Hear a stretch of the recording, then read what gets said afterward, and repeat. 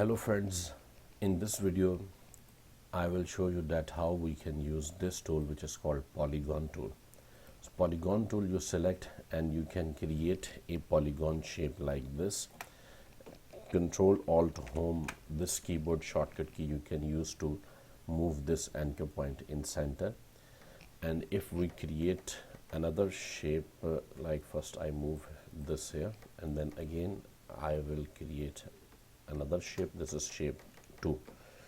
So you can see now if we want to change the color, we can change from here, and the stroke, if we want to apply, we can apply from here.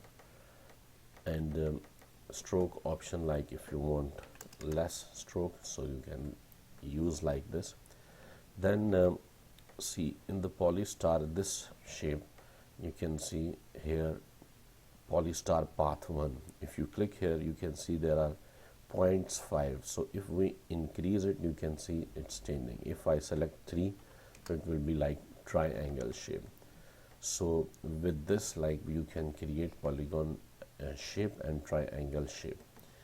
So thank you very much for watching this video. Please subscribe to my channel and also share the video with your friends. Thank you very much once again.